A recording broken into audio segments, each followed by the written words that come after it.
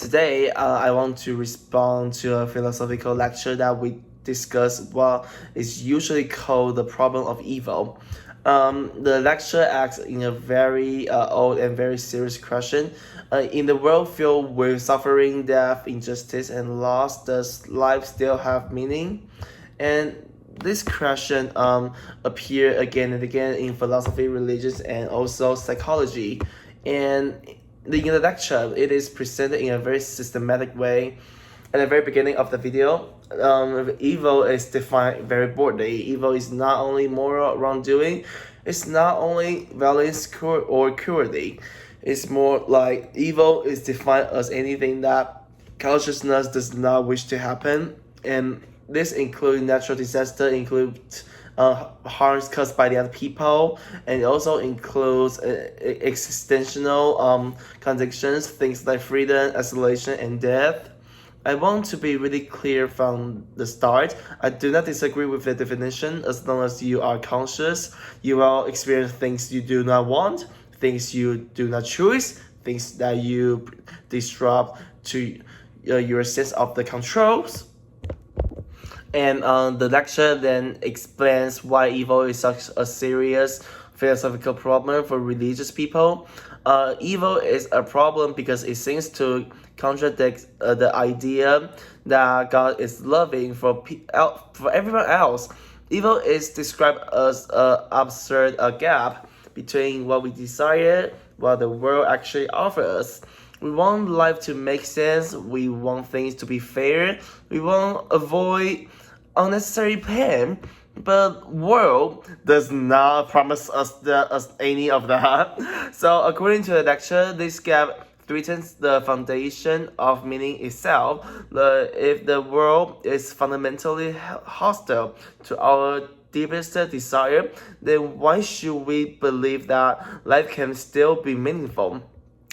This is why the lecture argue that we respond to the problem of evil, because without a response, life risks becoming meaningless. Up to this point, I think lecture is philosophically coherent, but this is where I want to show down and ask different kind of question. So not what evil is, not why evil exists, but from what position this question is being asked. And because if we won't listen carefully, so most philosophical discussion of evil, including this lecture, share an implicit structure that assume that offering has already happened. Sometimes something's bad occur, you suffer, and afterward you step back and reflect. You ask, what is this mean? How should I live now? How do I respond to this suffering? This lecture appeared in the race, in religion, in existentialism, and also even in psychological analysis, and also yeah, also Stoicism tell you how to respond with virtue. Religions tell you how to conform. Suffering people, commas, tell you to revolt against the absurd. And Frankie tells you to find meaning through love and purpose. All of these response assume the same things. There is a moment of distance, a moment where you are no longer inside of the crisis, but reflect on them. But I want to ask, what if that distance never really exists? What if suffering does not is not an event, but a conviction? What if evil is not something that happened to you, but something you are born into? Not one disaster, but one trauma you can clearly point to. In that case, evil is no longer an interruption, it becomes the background, and that changed the entire philosophical problem, because an event has an ending, you can respond to it, but an environment does not end. You grow up inside it, and you learn how to be functional within it. This is where I want to bring in the context that is missing from most abstract discussion of evil. Society like Taiwan and South Korea are not simply modern democracy. They are society shaped by long-term geopolitical tension. So the Cold War never fully ended here. War did not conclude clearly. So the sovereignty was never fully settled. Yet daily life had to continue. People still has to work. Families still had to survive. Children still had to grow up. This produced a very specific situation. The crisis has not ended, but you are still expect to live normally. That's the problem.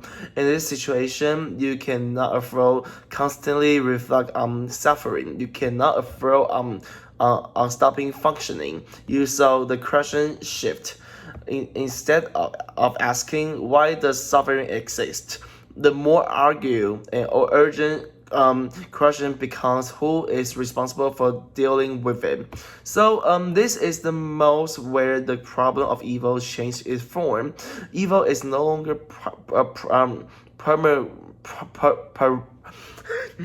primarily something to be explained.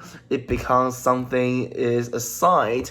Some people are expected to enjoy more. Some families are expected to remain stable. Some individuals are expected to contain emotions so that the system can continue. So the assignment is rarely explicit. So it does not count as an order. It comes through a moral language, like be mature, be responsible, don't cause trouble. Think of a bigger picture, like something like that. This phrase sounds virtuous, but functionally, they means you can handle it, so you should. So this is how evil becomes internalized, not as a philosophical puzzle, but as a personal obligation. In Taiwan, this process becomes especially clear where we look at certain family, certainly mainland descendant family like me, like not because they are a better or worse, but because their historical role. These families have often been associated with order, discipline, and also institutional continuity.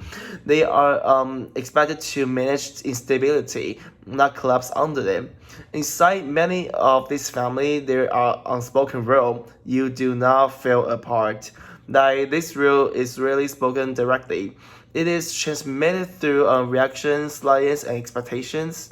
And children learn very early which emotions are acceptable and which ones are dangerous. And anger might be tolerance if it is controlled. Sadness may be tolerance if it is private. But helplessness, especially public helplessness, is often treated as shame, also acceptable. So people learn to do something very specific, like how they learn to translate the pain into function. If something goes wrong, the question is not how do you feel. The question is more like what are you going to do about it? What are you going to decide about it? So over time, this produce people who look extremely competent from the outside. They look reliable and they are managed things and they do not break easily.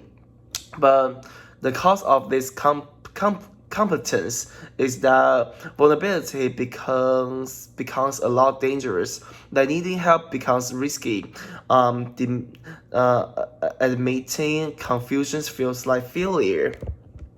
Okay, now to make it clear, I want to compare this with Bulgaria, because Bulgaria also has a historical instability, like economic hardship and also political disruption.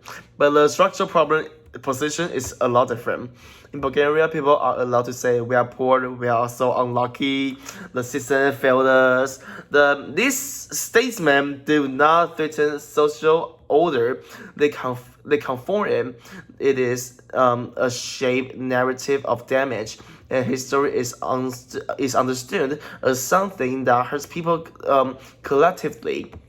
Crying poverty in Bulgaria is socially legible to make sense. In Taiwan, especially in family associated with stability, the same sentence then very differently. Saying we are struggling can sound like incompetence, and saying it is too much, it can sound like weakness. Not because people lack empathy, but because of vulnerability threatens legitimacy. So in Bulgaria, suffering explain your position. In Taiwan, for certain family, suffering undermines it. So pain has to go somewhere else. It goes inward. People do not stop suffering; they stop speaking. This is why endurance become not just a personal trait, but become a moral requirement. Not enduring is not just feeling yourself; it's feeling the role you were assigned. At this point, philosoph- philosophical problem of evil looks very different. The question is no longer how can life have meaning despite suffering. The questions become what happens to meaning when you are never allowed to stop handle things together. In this structure, people often postpone thing meanings, and they tell themselves about things about it later, after stability, after success, after everyone else is okay. But later is never clear defined, and for many people it's never come. So when philosophy asks us to explain evil or to find meaning in it, it sounds dismiss something crucial.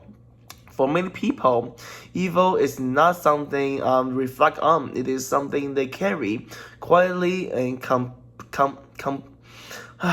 complain complainty without permission to complain, and this to me it is the deepest version of the problem of evil. Now, not whether suffering can be justice, or not whether it's severe a higher purpose, but whether a life that is never allowed to break is even allowed to be a whole.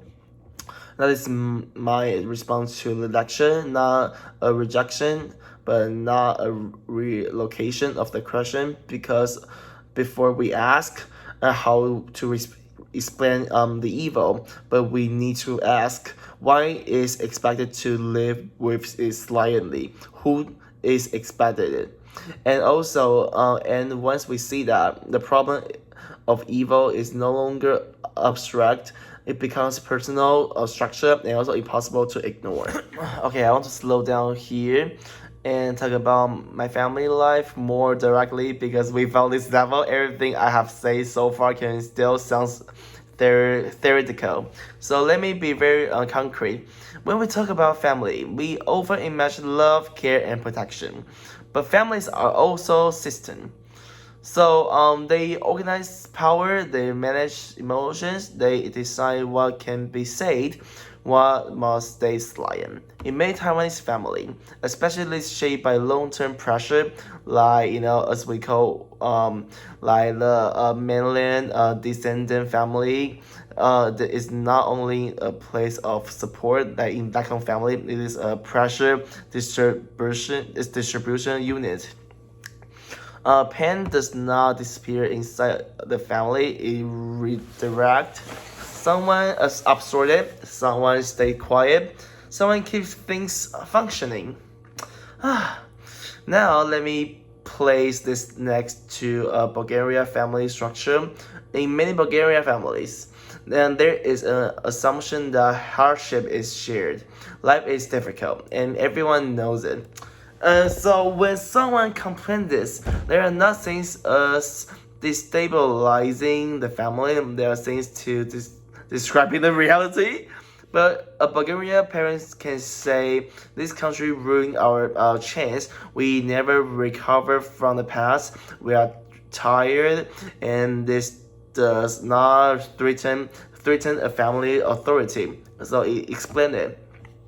In contrast, in many Taiwanese family, especially those tied to stability and responsibility, family authority depends on not saying these things, because authority here is built on control, on holding things together, appear capable even under pressure.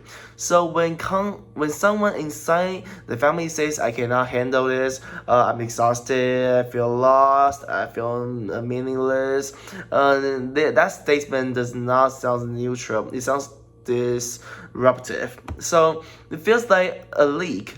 If something dangerous being exposed, this is why response is often not empathy, it's correction. Don't think like that. You are overreacting. Others have the worst, like African kids. You just need to be stronger. Life has its own difficult. You need to overcome. Like again, these sentences are not necessarily cruel, but they perform a function.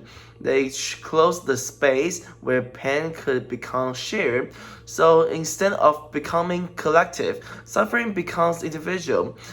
Instead of being spoken, it becomes internalized. Now let's look at what this does to a child growing up to an environment. A child learns very early, and that family harmony depends on emotional control, that expressing distress, creates tension. So that science keeps things stable a lot. So the child adapt. They learn to monitor themselves. They learn to stay functional. They learn not to burden the other people. From the other side, the child looks mature and also responsible, independent, and but internally something else is happening. The child learns that pain is legitimate unless it can be solved immediately.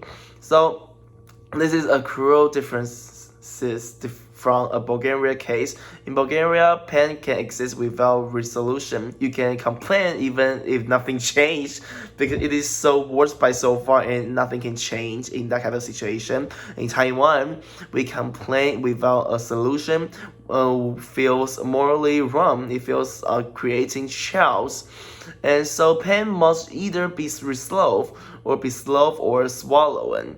So there is no third option. So this is why what I said earlier, that evil becomes something people carry, not because they are chosen, because speaking would destabilize the system. So, and this is where the philosophical issue become very concrete.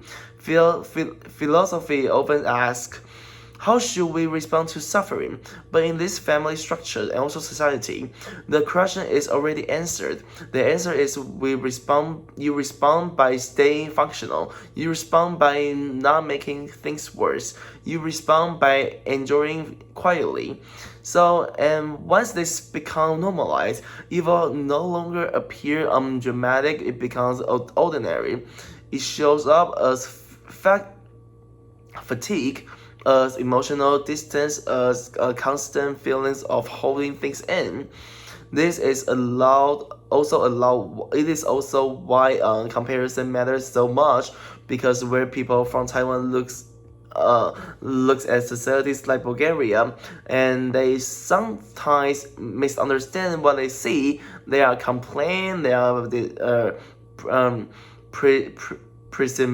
pessimism, and they see people talking openly about failure, and they think, are they so negative? And what they are actually seeing is something Taiwanese society often lacks permissions to not acknowledge damage without losing dignity. That's the point. In Bulgaria, speaking of suffering does not erase words. In Taiwan, for certain family, it risks it a lot.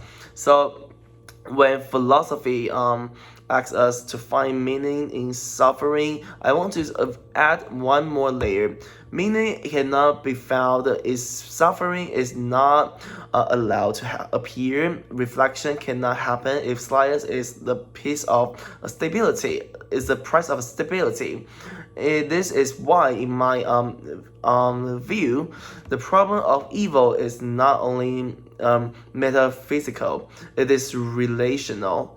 So it lives in family, in expectations, in what can be said at the dinner table. So, and until we understand that, philosophical answers, no matter how elegant, will always feel incomplete for people who grow up needing to survive first and think later.